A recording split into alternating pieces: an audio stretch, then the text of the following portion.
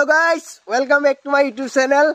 So guys, আমি বহুত দিনত লগ পাইছো সকলোৱে আশা কৰো খবৰ ভাল আমাৰো ভাল আজি আমাৰ নামঘৰত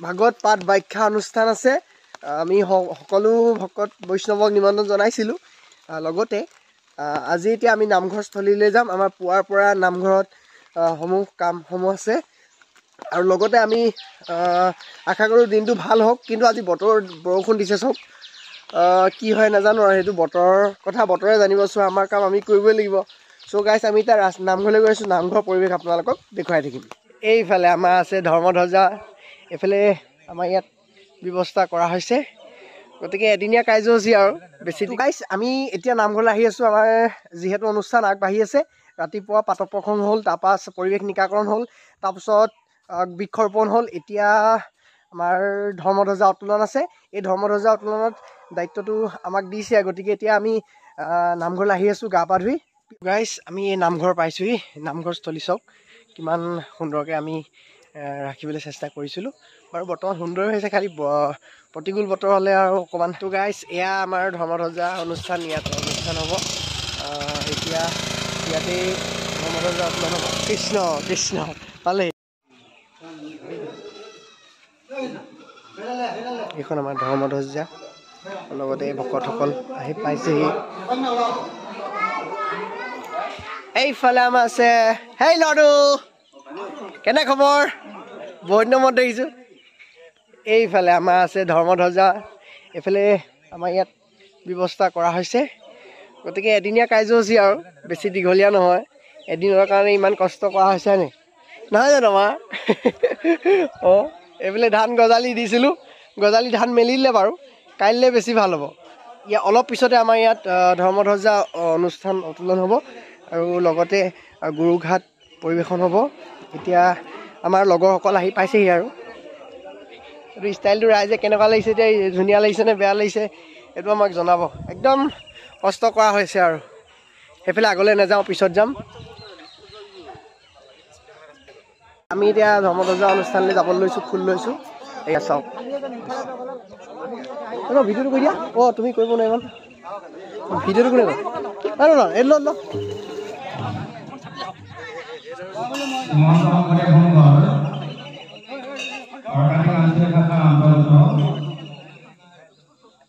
আমাৰ পূৰ্বজনী মাতৃ ভাষাৰ এই ৰাজ্যখন ভাগৱত পাঠৰ ব্যাখ্যা অনুষ্ঠান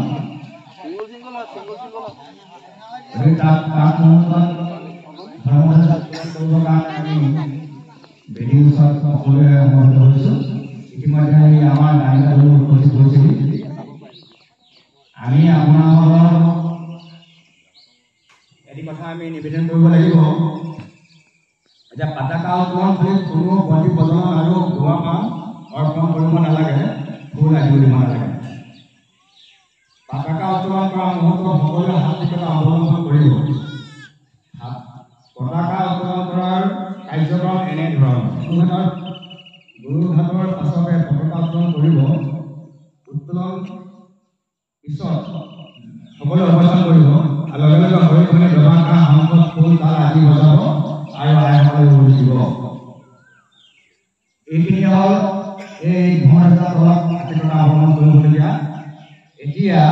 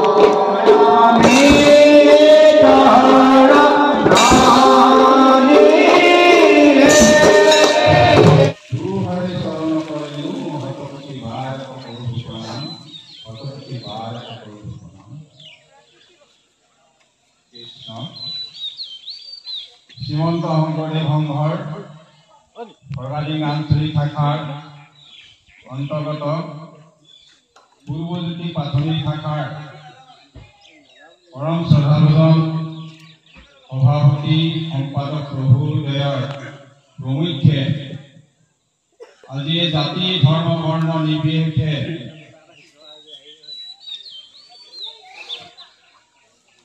এই ধৰ্মধ্বজা উত্তোলনস্থলীত সমবেত শ্ৰদ্ধাভাজন বাপাই সমস্ত যুৱক যুৱতী সেৱক সেৱিকা আৰু ভাইটি ভণ্টি হ'ব বৃহত্তৰ পাটুৱাল গাঁৱৰ তথা সৰ্বাধিক অঞ্চলৰ গণ্য মান্য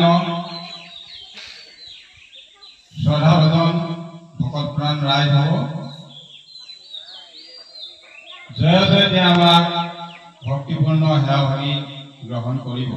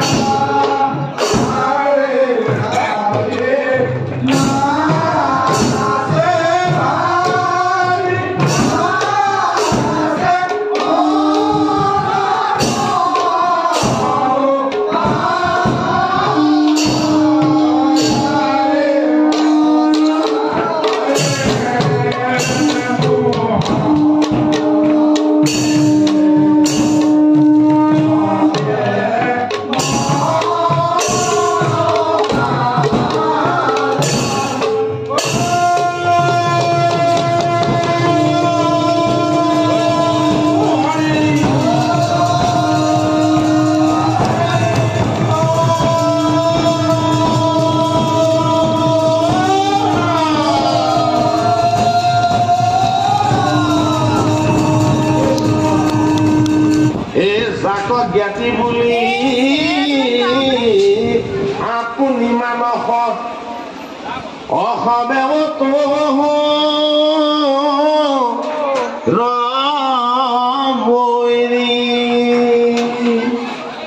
ভাগৱতৰ দশম স্কন্ধ দৈৱকী নন্দন কৃষ্ণৰ জন্ম কৰ্ম লীলা তত্ত্ব মৰ্ম অৰ্থ আৰু জন্ম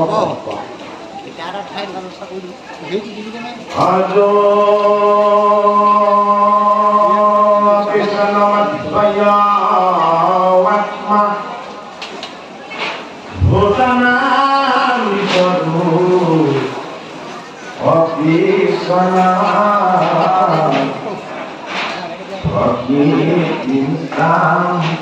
অধিষ্ঠায় সম্ভৱামি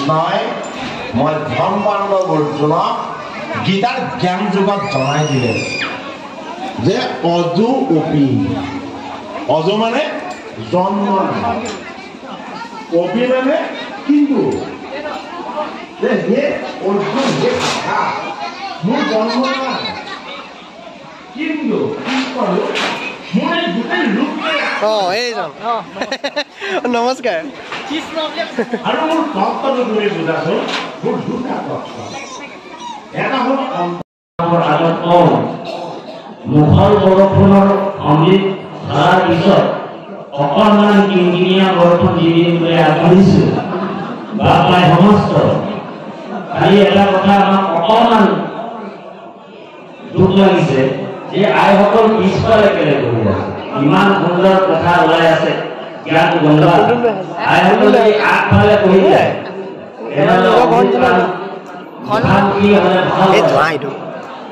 ভগৱন্তৰ কৃপা নহ'লে সাধন নহয় কৃষ্ণৰ কৃপাতে ব্ৰহ্মাৰ ভৈলা জ্ঞান কৃষ্ণ কৃপা বিনে কাৰ্য হানিবাক প্ৰাণ আজি আমি গুৰুজনাৰ কৃপাতহে আজি আপুনি মই ইয়াত বহি আছোঁ গুৰু কৃপা অবিহনে কৃষ্ণ কৃপা অবিহনে আমি এই মহান পুণ্য স্থানলৈ আহিব নোৱাৰোঁ আৰু আমাৰ পুণ্যই আমাক ইয়ালৈ টানি লৈ আহিছে ভাগৱতৰ দশম স্কন্ধত কথাটো কৈছে যে শতকোটি জনমৰ মহাপাপচয় যিটো মনুষ্যৰ নিৰন্তৰে ভৈলাক্ষয় ইহিজন কৃষ্ণ কথা পঢ়িবাক পাৰে পাপীৰ কামত কথা খুচি হেম তাৰে শতকোটি জন্মৰ যাৰ মহাপুণ্য আছে আৰু মহাপাপবোৰ দূৰ হৈ গ'ল তেওঁহে কৃষ্ণ কথা শুনিবলৈ সুবিধা পাব গতিকে আমাৰো অকণমান পুণ্য আছে বুলি ভাবিছোঁ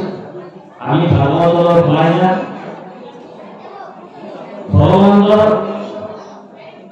নিৰ্গুণ ব্ৰহ্ম কৃষ্ণ কথাটো যিজন দ্বিতীয়বাৰৰ কাৰণে ভাগৱত নৈমিষাৰণ্যত কৈছিল উগ্ৰচৰ পুত কৃষ্ণ কথা কওঁতে তেওঁ আগতেই চাইলেণ্ডাৰ হৈ গ'ল তেওঁ ক'লে যে সাৱশেষে কথা কোনে কহিবাক পাৰে বোলে পখা অনুৰূপে পক্ষী কহিবাক পাৰে কোনে চাইলেণ্ডাৰ হৈ গ'ল কৃষ্ণ কথা ক'বলৈ যাৰ নেকি নদীটোতে কৃষ্ণ বহি আছে নৈমিষে সুত অভিভাৱ মহামহিম মহামহিম শব্দৰ অৰ্থ হৈছে মহা মানে ঈশ্বৰ নৈমিষে সুত অভিভাৱ মহামহিম মহা শব্দৰ অৰ্থ হৈছে ঈশ্বৰ যাৰ মতিটো কৃষ্ণ বহি আছে কাৰ কৃপা ভূকম্পীৰ কৃপা অনন্ত অনন্ত কল্পৰ কথা কৃষ্ণৰ কথা মনত হৈ গ'ল কণ্ঠাগত হৈ গ'ল উগ্ৰচৰৰ তেওঁ নিজেই চাইলেণ্ডাৰ হৈ গ'ল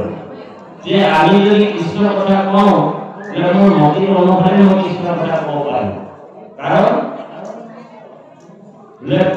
অনুৰূপে পক্ষী উলিয়াব পাৰে কৃষ্ণৰ কথা এনেকুৱা যে অনাদি কাললৈকে আৰু অনন্ত কাললৈকে যদি কৃষ্ণৰ কথা বোলে কৈ থাকে কৃষ্ণৰ কথা শেষ কৰা বস্তু নহয় নিৰন্তৰ যদি কৃষ্ণৰ কথা কৈ থাকে তথাপিও কৃষ্ণৰ কথা শেষ কৰা বস্তু নহয় অনন্ত স্বৰূপে হৈ হাজাৰটা মুখত বোলে নিৰন্তৰ কৃষ্ণৰ কথা যদি কৈ থাকে কৃষ্ণৰ কথা কেতিয়াও শেষ কৰিব পৰা বস্তু নহয় ব্ৰহ্মাই যদি চাৰিখন মুখে নিৰন্তৰ কৃষ্ণৰ কথা কৈ থাকে অনাদি কাললৈকে তথাপিও কৃষ্ণ কিন্তু কৃষ্ণ বুলি কৈ দিলে তাতি বাপক কোনোবা বোলে এনেকা কয় তেনেহলে সেইজন ভকত হ'ব পৰা নাই তেওঁ যদি কৃষ্ণ কৈছে তেওঁতকে 10 গুণ ওপৰত উচ্চ কণ্ঠৰে কৃষ্ণ ক'ব লাগিব কৃষ্ণ বাপ এনেকুৱা ক'ব লাগিব লাজৰ এৰি গতিকে আমি উচ্চ কণ্ঠৰে কোৱাই নাই এতিয়ালৈকে এতিয়াহে গম পাওঁ যে ফৰকাটিঙৰ ভকতসকল পাক্কা গুৰুৰ শিষ্য বোলে জয় জগতগুৰু শ্ৰীমন্ত শংকৰদেৱ জয় জগতগুৰু শ্ৰীমন্ত শংকৰদেৱ জয় জগতগুৰু শ্ৰীমন্ত শংকৰদেৱ জয় জগতগুৰু এখন বুঝা গেল তারা পাক্কা গুরু শিষ্য বলে 3 ভাগ বস্তু আমার মহাপুণ্যর ফলত লাভ হয় 3টা বস্তু আমার মহাপুণ্যর ফলত লাভ হয় এক নম্বৰ হৈছে সাধুৰ সং। আজি মহাপুণ্যৰ ফলত সাধু সং হৈছে। এই ৰহস্য ভক্তিৰ কথাটো আমি ভাগৱতলৈ সোমাই যাম। এই ৰহস্য ভক্তিটো কৃষ্ণই উদ্ধৱক কৈছে যে সাধু সংগতহে মোৰ ভকতি হ'ব। বোলে ঘৰত বোলে টাইলছ লগা নামঘৰ এটা বনাই ল'লে টকা পইচা থকা মানুহ, আৰু বোলে ঘৰত বোলে টাইলছ লগা নামঘৰ এটা বনাই ল'লে আৰু 16 পোৱাৰ তালেযোৰ লৈ ল'লে আৰু ৰামকৃষ্ণ ৰামকৃষ্ণ ৰামতে ৰমহু অবিৰাম ৰাম ৰাম গাই আছে, বোলে এই প্ৰাথমিকৰ লগত আৰু মই টাৰ্মছটো নাৰাখোঁ বুলি ভাবি তেওঁ যদি ভক্তি কৰি আছে, তেনেহ'লে তেওঁৰ ভক্তি কেতিয়াও সিদ্ধি নহয়। ভক্তি কৰিবলৈ হ'লে সাধু সং লাগিব। এই কথাটো পাৰমাৰ্থিক তত্ত্বত কৈছে। গতিকে এই ৰহস্য ভক্তিটো ভগৱান কৃষ্ণই উদ্ধৱক কৈছে, ও মাধৱ বুলন্ত সখা শুনা পৰিছেদ, পঢ়ে যে দেহবে শাস্ত্ৰ জানে চাৰি বেদ, তথাপি নোৱাৰে মত কৰিতে ভকতি, নলবয় নৰ যে বেসন্তৰ সংগতি। এনেকে সাধু সং নহ'ব, কৃষ্ণক নাপায়। সেই কথাটো কৃষ্ণই কৈছে, অকৰ্ণত কহন্ত কথা কৃষ্ণ গুল্প কৰি, নাহি খে উপায় সখী সুসংগ কহৰি। সাধুৰ সংগতে ভকতি হ'ব। গতিকে আমি মহাপুণ্যৰ ফলত সাধু সং হৈছে 1 নম্বৰ। আৰু 2 নম্বৰ, মহাপুণ্যৰ ফলত সুপুত্ৰ পায়। এজন দিনটো কাম ভালে ভালে গ'ল। এয়া চাওক, ভগৱানে বেলিটো উলিয়াই দিলে। এতিয়া সকলো ঠিকে ঠিকে হৈ গৈ আছে। এতিয়া লাষ্টৰ মানে শেষৰ পৰ্যায়ত আহি পাইছোঁহি।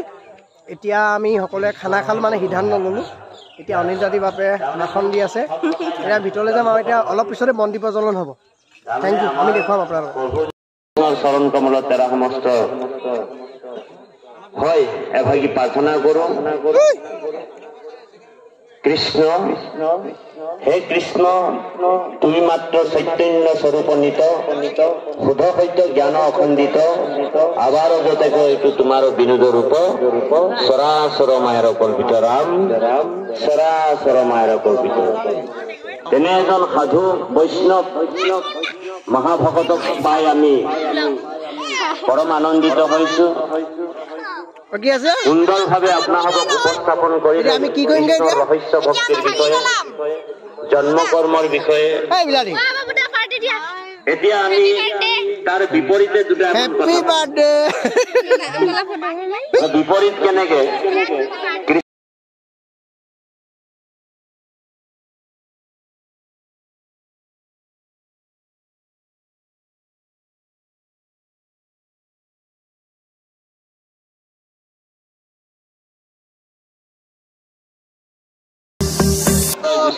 এতিয়া আমি আমাৰ পৰ্যায়লৈ আহিছোঁ ন।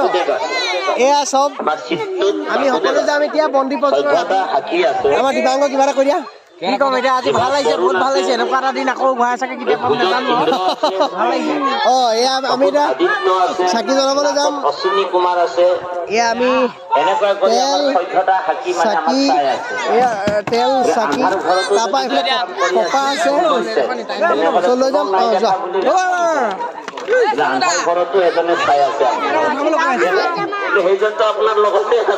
এইকেইজনী আমাৰ এইকেইজনী চেং খাটি তিনিআলিৰ পৰা আমাৰ ক্ৰমান্বয়ে বন্তি প্ৰজ্বলন কৰা হ'ব। আমাৰ সমূহ যুৱক যুৱতী তথা সেৱা বাহিনী আছে, সকলোৱে কণ কণ মাইনা মাইনী শিশুসকল আছে, সকলোৱে একেলগে এতিয়া চাকি জ্বলাম। আমাৰ নামঘৰৰ প্ৰাংগণলৈকে আমাৰ চাকি জ্বলোৱা হ'ব। যাওক যাওক। মইনো কি ক'ম আৰু, তোমালোক ভালে থাকা হ'ল আৰু ইমানেই। মই লাগিলে চাকি নাই নি? ঠিক নামঘৰ নগ'ল নি? নামঘৰ নগ'ল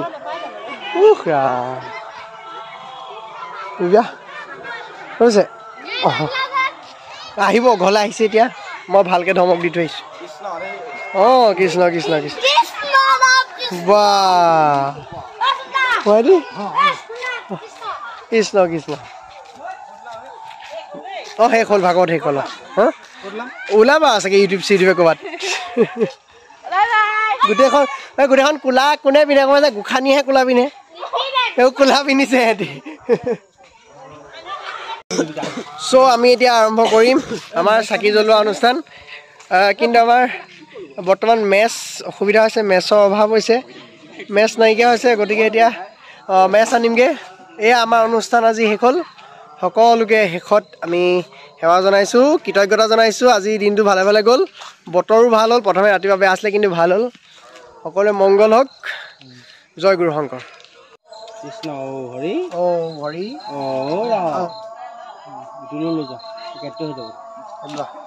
তো গাইজ আজিলৈ আমাৰ সমাপ্ত হৈছে অনুষ্ঠান এতিয়া সকলো ঘূৰা গৈ গৈছে ইতিমধ্যে অনুষ্ঠান শেষ হৈছে আৰু আমাৰ নামঘৰীয়াৰ বাবে এয়া দবা মাৰিলে তাৰপিছত এয়া আমাৰ সেই যোৰহাটৰ পৰা নিমন্ত্ৰণ কৰি অনা আমাৰ প্ৰচাৰক বাপ এই ঘৰ মোৱা হৈছে আৰু এতিয়া সকলো যাবলৈ ওলাইছে ইতিমধ্যে বন্তি প্ৰজ্বলন হৈ গ'ল লগতে সকলোৱে এতিয়া নিজৰ নিজৰ কাম কৰি আছে